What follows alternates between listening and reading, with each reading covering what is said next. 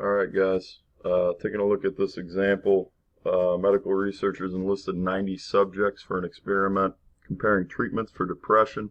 Subjects randomly divided into 3 groups given pills to take for a period of 3 months. Unknown to them, so we're talking about blinding. One group received a placebo, second group natural remedy called St. John's wort, and the third group a prescription drug, Posrex. After 6 months, psychologists and physicians who didn't know which treatment each person had received. So they were talking about double blinding, so it's a double blind experiment. They evaluated the subjects to see if their depression had returned. Table below shows the results of the study. So what we want to look at here, and it doesn't explicitly state it up here in the problem, but we want to know if there's a relationship between those people that had their depression returned and those people that did not have a sign of depression. We want to know if there's a relationship between whether depression is present and these particular treatment groups. And again, obviously, this is why we want to run an experiment. So let's just go through the process here. The process is pretty typical, like we talked about in class. So let's go ahead and go through this. First thing we want to do is we've got our null hypothesis. So our null hypothesis is that the rate of depression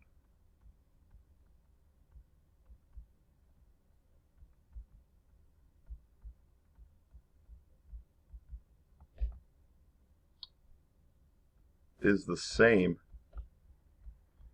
for each of these treatments. All right. In other words, another way that you could state this for this test is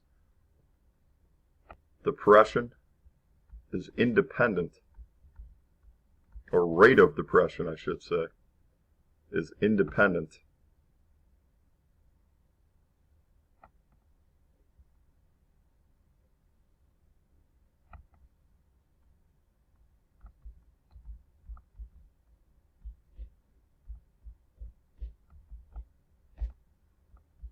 of treatment. And again, that's what we're testing for. So that's what we're going to look to identify here through this chi-squared test. Alternative is that the rate of depression is not the same.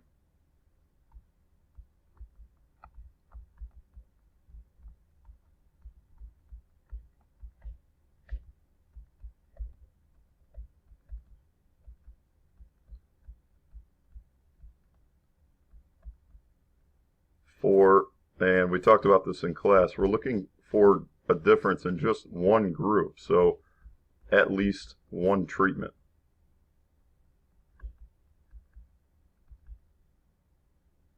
So we're just looking for one of those particular treatments to be different. And again, another way that you can state this is the rate of depression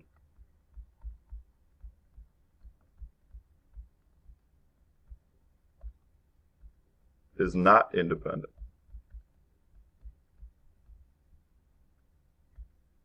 We're going to take a little bit of a conservative approach here and say, instead of saying dependent, we would say not independent, meaning that there's evidence that the relationship is not independent of one another.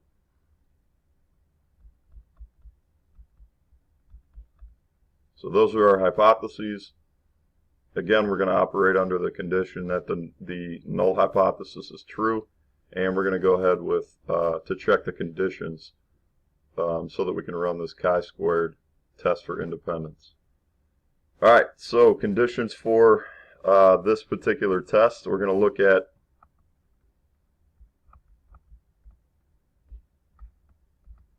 number one, we still need our subjects to be randomly chosen and randomly assigned.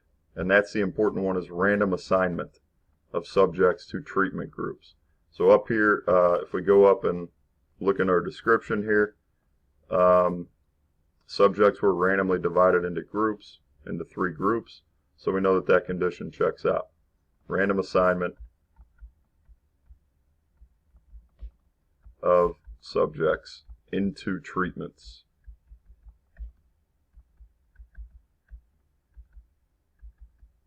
So that one's good. And again, just to remind you, the treatments here would be the placebo group, the St. John's wort group, and the Poser-X group. Second condition.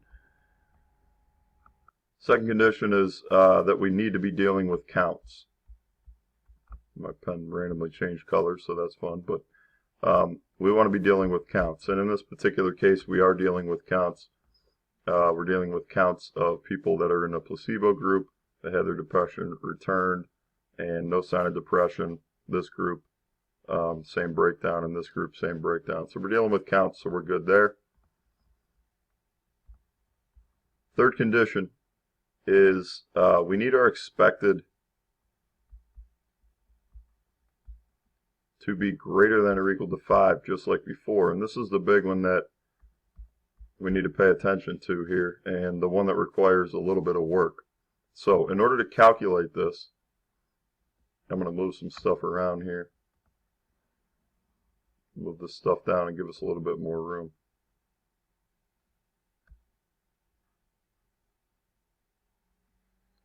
In order to calculate this, what we're going to look at, first of all, we need a totals column.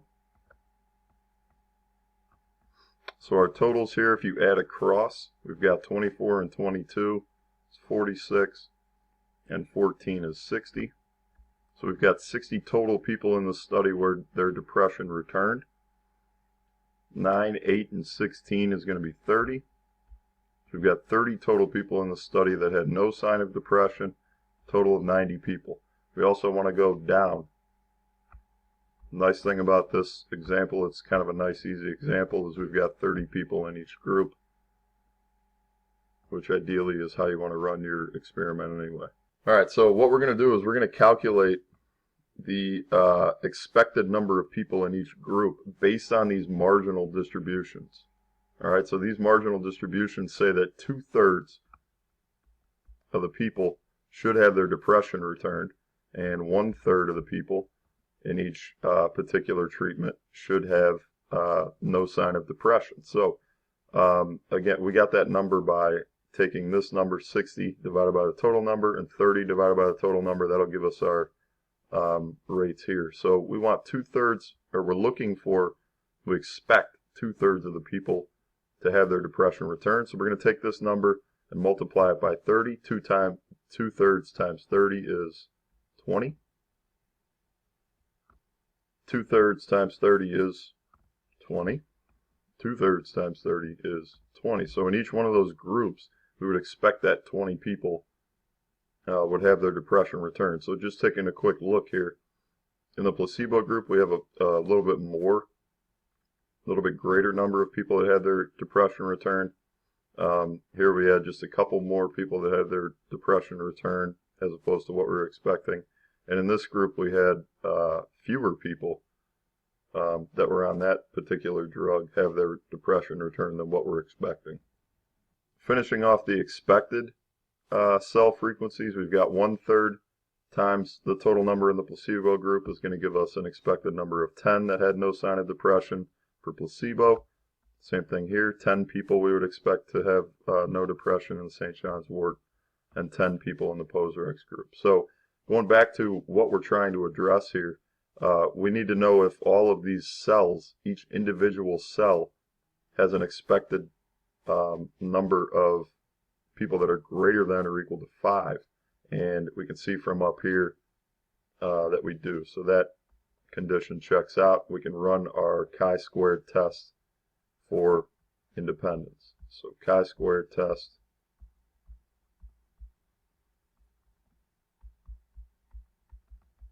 for independence. And we can do that because the conditions check out.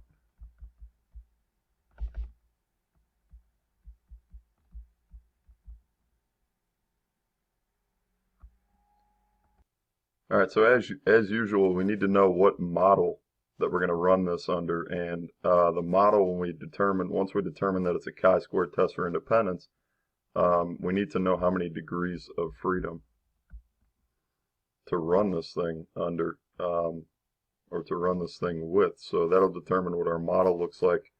When we go back up here, just generally, determining degrees of freedom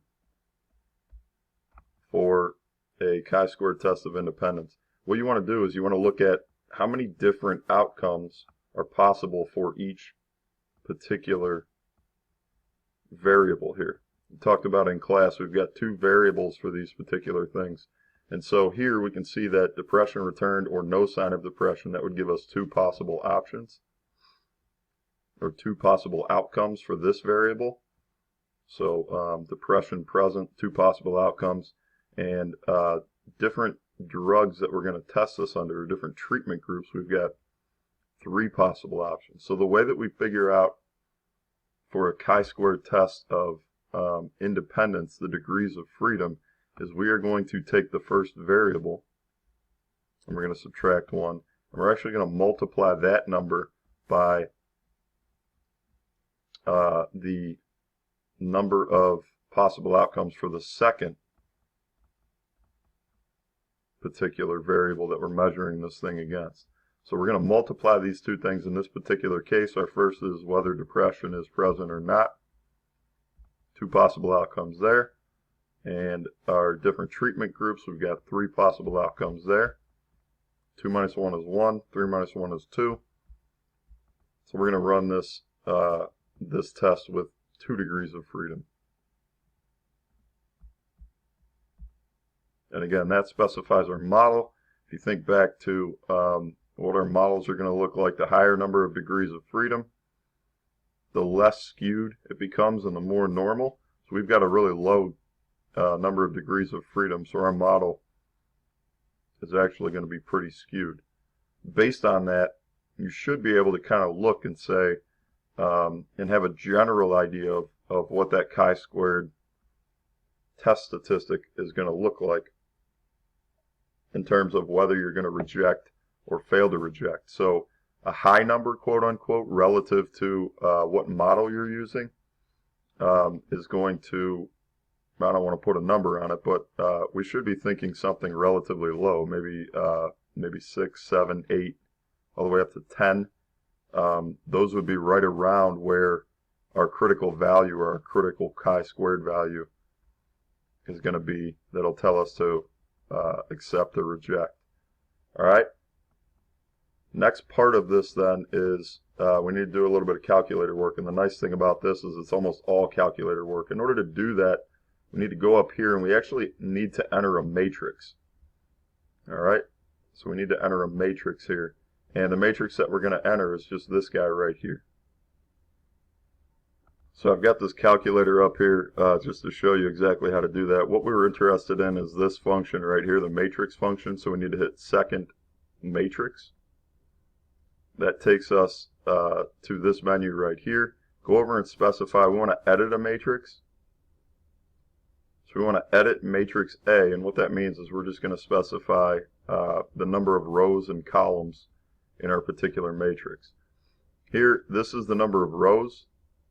So if you look at our diagram here, we've got 2 rows. So we want 2 rows. And then the number of columns is 3. So we've got 3 columns. So we want a 2 by 3 matrix. And once you press enter, it brings you down to this menu, and now you can start entering your values. All right, so we've got 24 in our first cell here. Press enter, 22, 14. It'll take you down to the second row, first entry here, 6, 8, and 16. So we've now got our matrix entered. So the next step then is we want to go to the test function here, this chi-squared test. So go over to stat. We want tests. Oops. We want the chi-squared test. This is not a goodness of fit. It's a different test because we now have 2 variables. So we want the chi-squared test. Press enter. And what you'll see pop up is we've got observed and expected. So we've entered the observed. We actually have to go back and enter the expected into, we'll do it in the matrix B just so we can specify here. So again, we need to go to the matrix. enter our expected matrix. So we want to edit matrix B. Matrix B is again going to be a 2 by 3. And enter your expected values, which are going to be these 20s and 10s. So 20 across the top row,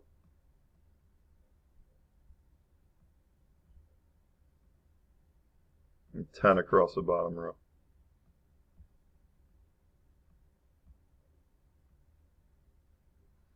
Alright, so we can go back to, we've now entered our expected values into our matrix. So we can go back to our test. Chi-squared test is option C. Nope, wrong one.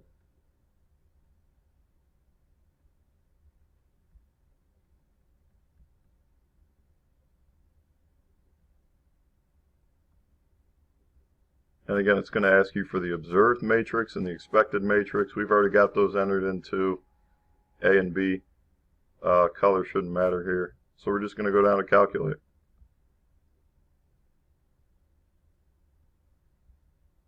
So once you enter all your stuff into the appropriate matrix and run the appropriate test, it returns things that look pretty similar here. And it tells you here degrees of freedom that were accurate on that calculation.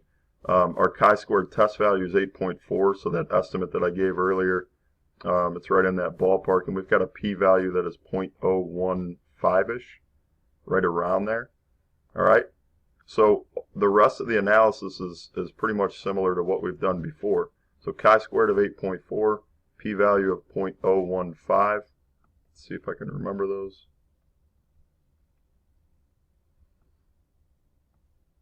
And we're going to write our conclusion based on those values. So, conclusion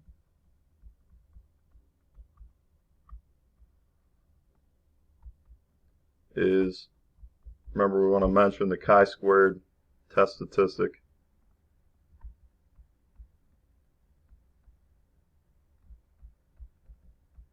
Chi-squared value of 8.4 and a p-value of 0.015 about. Our decision is 0.015 is relatively unlikely. And again, just to interpret the p-value, we know that this means the probability of getting that result or more extreme. That's what the p-value means. Okay? So we are going to reject the null hypothesis.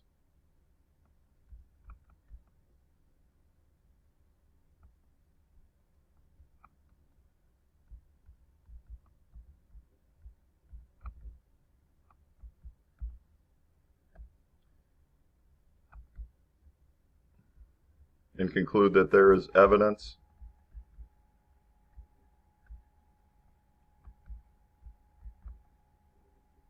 that the rate of depression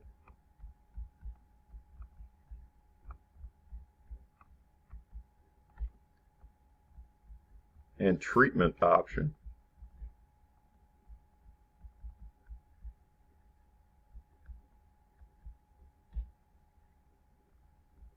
are not independent.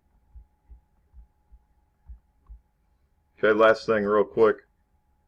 We go up here and we look at what might have caused this. Alright, so we're going to make a general statement about something that might have caused us to reject the null hypothesis.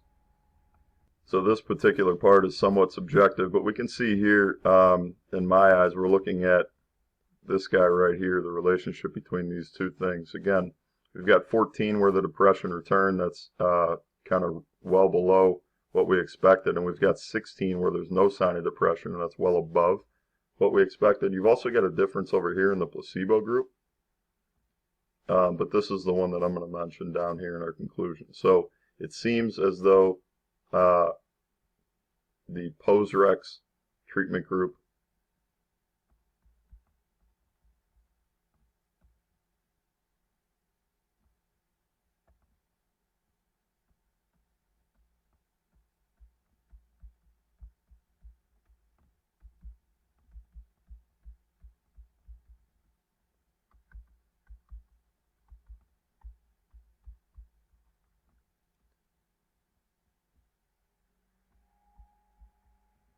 had less recurrence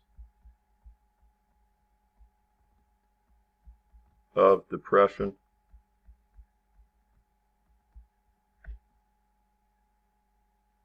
compared to what we expected, compared to what was expected.